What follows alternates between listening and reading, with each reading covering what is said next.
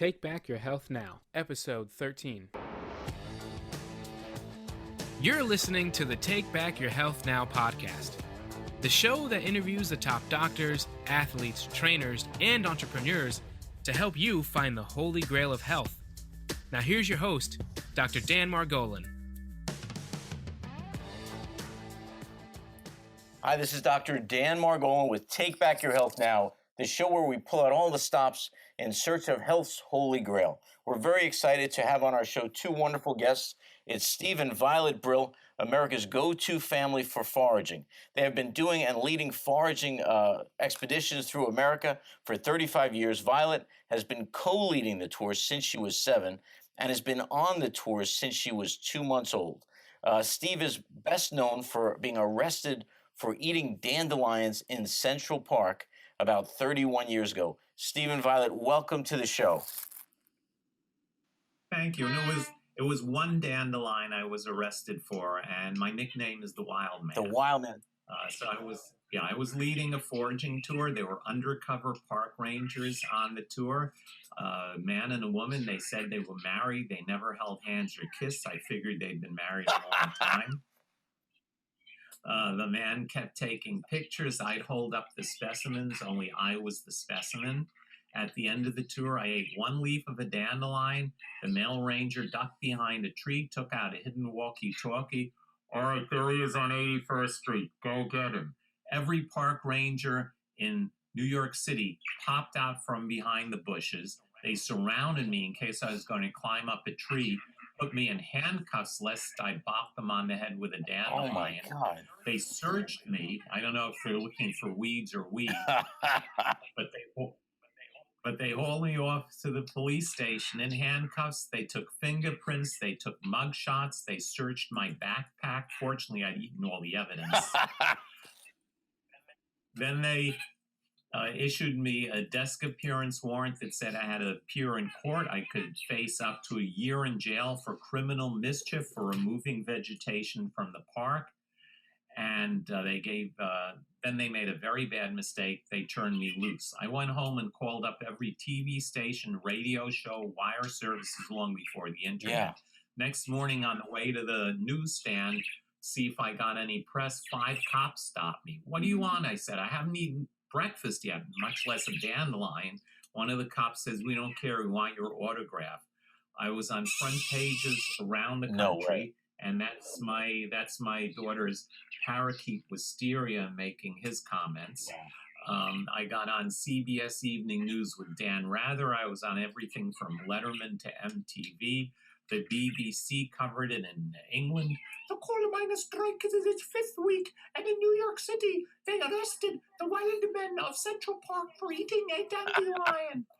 When they took me to court, I served Wildman's 5-borough salad on the steps of the Manhattan Criminal Courthouse to reporters and passersby. The press ate it up. Literally. I got on all the TV stations and newspapers again. The Parks Department negotiated with me, dropped the charges, and hired me to teach foraging, which I did for the next 4 years.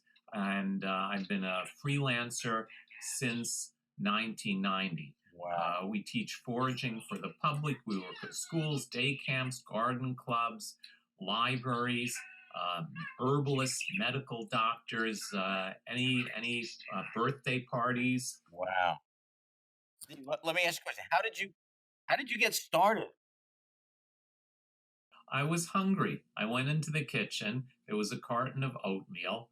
I made the recipe, and it tasted quite good. Then I graduated to the raisin box and got more and more into cooking. The same time in the 70s, I got more and more into health and nutrition. I've been a Whole Foods vegan since 1990 with a lot of wild foods added in. I'm 67. I swim a mile in 46 minutes and do yoga.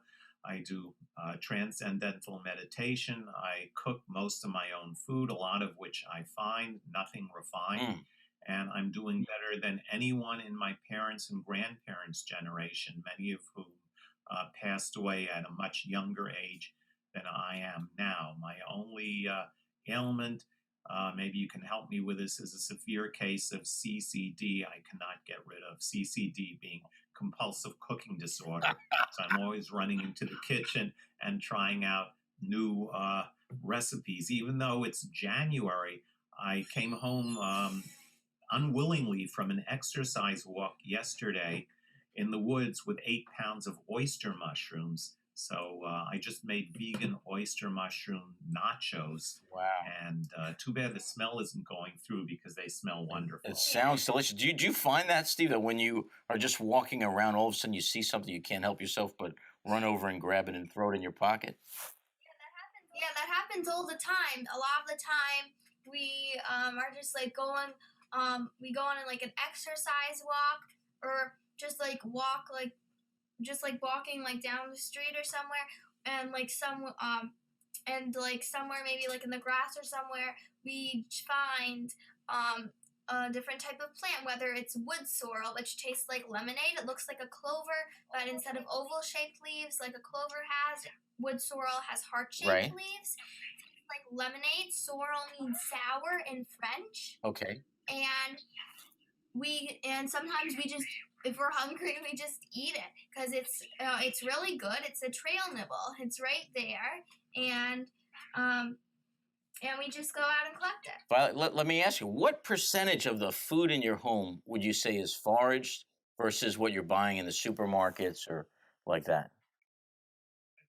Yeah, we go to health food stores also, but I say the percentage would be about maybe like 10% or maybe more than that. What would you say? It also depends on the food. On the season whole grains, also, yeah. Because there are different plants in different seasons, but whole grains you don't find a lot of, but we get 100% of our mushrooms, actually more, because I keep putting dried mushrooms away that I can't finish eating. Speaking of mushrooms, in 2014, or was it 2015? 2014, I think.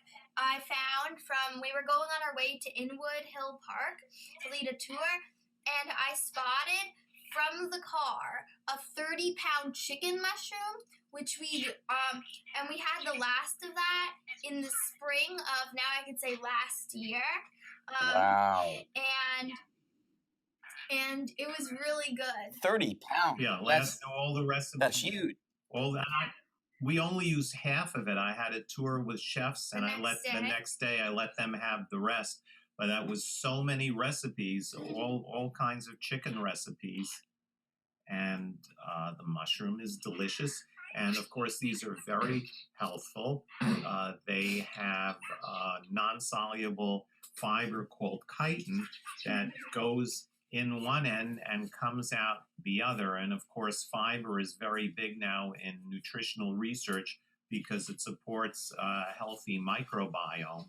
And the parakeet also gets the nutrients because there's a plant called chickweed, which we forage. We like to call it parakeet weed because we give it to Wisteria. He loves it. It's one of the greens that he gets the most of. Great. It's full of vitamins and nutrients. It's really good. Yeah, herbalists used to prescribe that for convalescents to rebuild their strength in past centuries, and it turns out to have more vitamins than a health food store. But what the mushrooms do is when they exit the body, they remove bile from the digestive tract. Bile is usually recirculated, and the body has to make new bile, which it does by breaking down cholesterol. So this is a natural, eating wild mushrooms is a natural cholesterol control mechanism. That's great. Steve, let me ask you a question. With mushrooms, like how well trained do you have to be in terms of being able to identify the correct species versus something that might be poisonous? How long did it take you to feel comfortable, and how difficult is that to actually learn? The first mushroom I found and identified on my own was the ringless honey mushroom, and I was very happy the next morning when I woke up and found I was still alive. But I had gone over all the books I had over and over and over again to make absolutely sure that that's what it was. But we can teach people mushrooms quite easily. It's more difficult to find the mushrooms. And also with plants, you have to be 100% sure that that you're getting the correct plant, or the results may not be so good. And I think, Violet, you had a story of somebody that went on one of your uh, foraging tours and ate or put in their pocketbook something they were going to eat that was potentially not so good. What was Okay, that story? Here comes a story. Okay, first you're going to tell your little story. Okay, were two plants growing next to each other. Lamb's quarters, which is a relative of spinach and beets and is very delicious, and white snake root, which is deadly. It makes you throw up. It stops your heart from communicating with stops your brain from communicating with your lungs and heart. There's only one person in the world who can eat that without being harmed, which is, of course, Donald Trump. He has no brain and no heart. And they were next to each other, and I was telling people not to pick the wrong one, and someone was putting the wrong plant in her bag. I stopped her before she could eat any, but the poor woman still passed away. She died of embarrassment. But, now, here's my story that I'm going to tell. So, save the best for last. Okay, so here's the story. There's a plant called mugwort. There's a plant called white snakeroot. They don't look anything alike. They're just about the same height. It was lamb's quarters. Lamb's quarters. Lamb's quarters and white snakeroot, they don't look anything alike, and they're just about the same height. And we were going over what lamb's quarters looked like. They were growing next to each other. Not right next to each other, but they were going near each other. They were about the same height. So as we were telling people how exactly what lamb's quarters looks like, down to how there's a purple spot where the leaf stalk meets the stem, the person went and started collecting before we finished telling people the identification details, which was a mistake, because eventually what happened was they were putting the white snakeroot, which is deadly, into their bag. And now, here comes the funny part. Okay, so the next tour, there was white snakeroot at the same spot where there was white snakeroot and there was mugwort. Lamb's quarters. Lamb's quarters. At the same spot, we were telling people about the lamb's quarters. And as we were telling the story of how somebody put the wrong plant in their bag, someone was putting the wrong plant in their bag. Oh my God. Again. And now, here's next time. There was white snakeroot over there, and there was also lamb's quarters. It was a different park. But now, we were telling the story of how we told the story of how someone was putting the wrong plant in their bag, and while we were telling the story, someone was putting the wrong plant in their bag. Yeah, people don't pay attention. And now I'm telling you this story. Well, I am not putting it in my bag. Thank you. Good thing there's none near you. Yeah, the mushrooms have very distinct identifying characteristics. You have to be 100% sure before you eat anything or with anything. Yeah, it's really, once you get to know it, it's as simple as knowing a tomato from a celery, because, I grew up with it, so I know it. And if you grow up with carrots and parsley, you know the difference between carrots and parsley. Usually, if people come on about 10 tours, we may be able to show them 2 new things in 4 hours. They've seen all the plants before, albeit maybe not at the same stage. But it's about the same amount of effort as learning how to drive a car safely to learn how to forage safely. It's not like learning a musical instrument or becoming a martial arts. Well, what would be some of the more recognizable plants that we might eat that might surprise some people? I know a lot of people just they go to the supermarket. That's where they get their food. They don't even think that they might be able to eat some of the growth around them. So what would be some of the more common things that might just surprise some people? A common plantain has oval leaves, parallel veins, grows close to the ground. A bunch of leaves come out in a circle radiating from the root. That's called a basal rosette. Yeah, and it has over 40 biologically active compounds that have been identified scientifically for healing. How that helps the plant has not been figured out yet. And there's some plants that have healthful chemicals that are good for us, that signal insects to come in. The plant is being broken. That's why the odor is there. And the predatory insects smell it and fly toward the odor and rescue the plant. But why common plantain has these chemicals that heal human skin, from allantoin, which is in comfrey, to things that make the blood clot on wounds, anti-inflammatories, is really unknown. But you mash up the leaf in your hand and rub it on a mosquito bite right after you've been bitten, and keep the area wet with the juice. It is an herb, not a drug. For about 15 minutes, it will cure the bite 100%. It does have one side effect. The side effect is that you rub it on the mosquito bite for 14 minutes, and then you forget to rub it on you for the 15th. Yeah, so it has a bad effect on the memory. Also, a fun fact about common plantain is that it was the inspiration for the Band-Aid, because they were started by Johnson & Johnson, and people still buy their Band-Aids today. They're still getting richer, and even though they're dead. And one of the brothers got a cut on his finger, and the other brother used the common plantain to they wrapped it around their finger, and you can guess what that came. Yeah, and that's how the Band-Aid was invented. What I discovered is you make a puree in a food processor with some olive oil, white miso, a bunch of Italian herbs like rosemary, sage, and thyme, some pine nuts, and then you rub that on the leaves and roast them in the oven.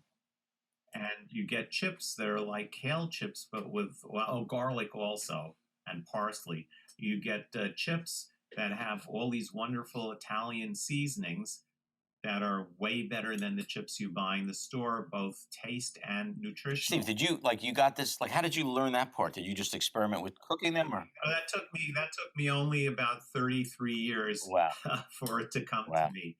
First, I tried making chips by adding some oil and a dash of seasoned salt and roasting them, and it came out all right, a little bit greasy. I didn't think that much of it. But then years later, I thought, why don't I do something a little more elaborate? So now I'm making chips with all kinds of wild leaves and using things like melted chocolate and wild The first one, caffeine-free was coffee. garlic mustard. Wow. Yeah, there's a plant called garlic mustard. I've coated that in a similar kind of coating with the chocolate and the wild coffee. I've done things with taking bitter herbs and using sweet seasonings like sassafras, ginger, nutmeg, and stevia, along with the oil. In this case, it would be something like almond oil and pine nuts, pureeing that, rubbing that on the leaves, and then putting them in the oven. And the stuff is really delicious. And a lot of foragers are into foraging through wilderness survival. With me, it's nutrition and science and cooking that are my main inspirations, and I have a lot of fun. Oh, sounds delicious. What time can I come over? It sounds delicious. Well, I'm having a birthday party in March. Get in touch with me after the podcast. All right. It's on March 10th. Yeah, there'll be plenty of good food and bad Donald Trump jokes. Sounds good. Well, let me ask you, you got arrested for eating a dandelion. Well, talk to me about dandelions. What do they taste like, and when can you eat them, and what's their season?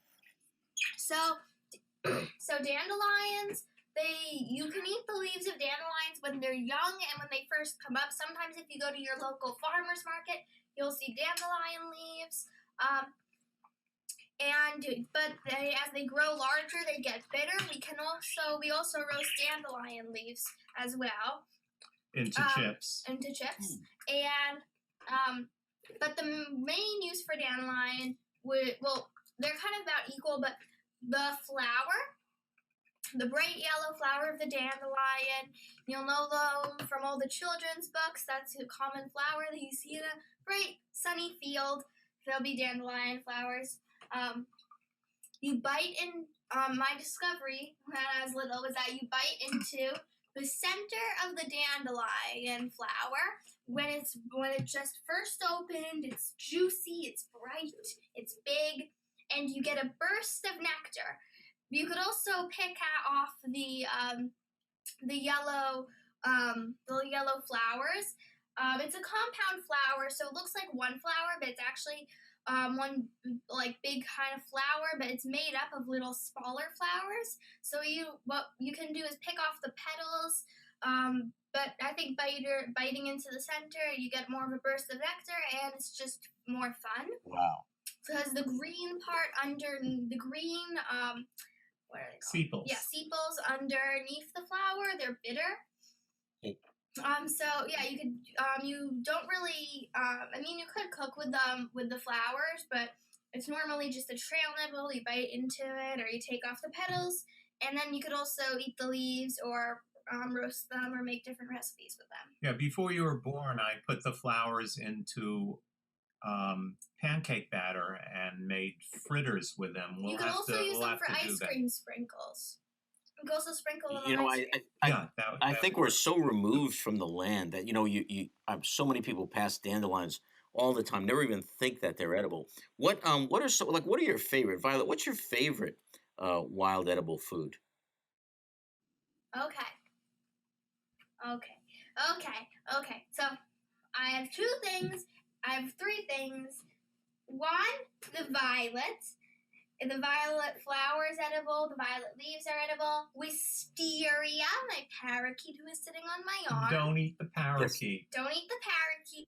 But the flowers of wisteria, which is a vine, are edible. And I also like common plants that we get, like black birch and wood sorrel. Black birch, you could chew on the twig. It tastes like oil of wintergreen. And it has oil of wintergreen in it. Methyl salicylate, which is a low-dose aspirin, and it's a painkiller. And reduces your chance of heart disease. You can make tea with the black birch twigs. I also like wood sorrel, which I talked about earlier. It has flat leaves. It looks like a clover, but clover has oval-shaped leaves. Wood sorrel has heart-shaped leaves, and it tastes like lemonade. I said earlier, and so really those are my favorite plants. Oh, the black walnut is one of your favorites. I know, and they're berries that are the best tasting berries, and better than any store-bought berries. And there's so many different plants: berries, nuts, black walnut, which we have jars of in our cabinets. If you come here, we have paintings all over and drawings all over the wall by you. Yeah, by me. Thank you. Oh, wow. And newspaper clippings, and jars of dried you, and jars of dried plants, and jars of dried plants. And if you look possible at our refrigerator, you think it's a mess, but it has bags and bags. See, of many plants. Wow. Yeah, then my kitchen has just about every gadget I've found useful, hanging on grid racks on the wall. These plants are so wonderful to work with. I'm very happy I've had the opportunity to do that. Yeah, there's incredible berries. None of these things are very hard to recognize. As Violet said, once you see them, it's like seeing parsley or tomatoes in the supermarket. And of course, there are deadly things in the supermarket too, like cigarettes and white sugar. Right. Well, I read a book a while ago called "Eat the Tree," and it talked about the pine tree and the pine needles, things like that. How much of trees versus other vegetation do you actually go into? Well, the pine tree is one of the things, with all the writing and other stuff I have to do over the winter and scheduling, is one of the things I'm looking forward to experimenting with. Standard is to cut the pine needles into little pieces, pour boiling water over them, and make a tea. If you make a strong tea, you can use that to flavor desserts. But what I want to do is simmer some pine needles in apple juice and then put them in a pot with agar and with fresh pineapple. And then I will simmer that. You know, you never see pineapple jam or jelly in the supermarket or the health food store. They use gelatin, which is made out of the hooves of pigs and cows, which as a vegan I would never use. And the chemistry doesn't work to make a gel, but agar, which is a seaweed used in Japan, they call the gelatin desserts canton, works perfectly with pineapples. So I'll actually have a real pineapple jam because it'll have pineapple jam. Yes, but not with pine and apple. Oh, I just made it with pineapple. But the next one, and I'm videotaping all of these things with my iPhone. So eventually these recipes will all be available. But I'm looking forward to making a real pineapple I love it. jam. I love it. Steve, let me ask you a question. If you were in a survival situation, right, what plants would you most depend on? And we're in New Jersey area, right, New York. What plants would be the most effective in getting you through that situation? Whatever happens to be in season. And burdock root, which has protein in it and is quite filling, starch and inulin, that's around almost everywhere from spring through fall. Other things are seasonal. In the summer, from June to December, I'd be stuffing myself with fruit and berries. There are all kinds of greens from wintercress at the end of the winter. Chickweed, which Violet mentioned, dandelions, chicory, sow thistle. The list would just go a mile long. And some of these plants are on my website, wildmanstevebrill.com, and my app, Wild Edibles Forage, which has a green silhouette of me with an explorer's hat, has basically everything. And there's some good mushroom apps too. So you've actually got the app where they would be able to look at the picture and actually compare it to the plant to make sure they've got the right thing. Yeah, many pictures. So you see it throughout all the seasons. And besides photos, there are also my illustrations, drawings, and paintings, which show you the most important identifying characteristics.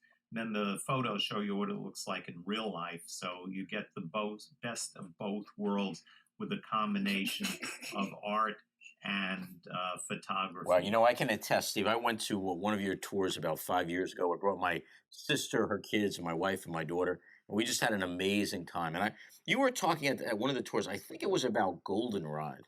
And what's the deal with goldenrod? That's the one that tastes like corn, or is that the one? No, you must be thinking of something else. Goldenrod makes a tea that's used in traditional herbal medicine for the lungs. It's not greatly used. Well, what's the one that's in the nowadays. swamp? That's it looks like a corn. It's like cattail. That's what I'm thinking of. I'm sorry. That's what I'm thinking of. Yeah, you just have to be very careful Yeah. when you pick a cattail. Look around and make sure that no animal rights people are watching. So cattails are really good when they're the shoots of them. The shoots of them, you pull them up. You when it's tender enough that you can put your thumb fingernail through it, you eat it. It's really good. Yeah, you have to peel it. And the best time for this is May and June. They're good in April as well. Okay. Yeah, that was what I was thinking about. So Steve, you said it before, but if people want to get in touch with you, find out about your tours, what would be the best way to do that? They could call me at 914-835-2153. The best way is to go to the tour calendar. On the website, wildmanstevebrill.com. Wow. Yeah, all the tours are up at this point. I have it working for computers. In a few days, I should have it They are for handheld devices as well. When do your tours start? The first weekend of March, Saturday is Central Park, Sunday is Prospect Park, and I do things throughout the greater New York area, New York City, Long Island, Westchester.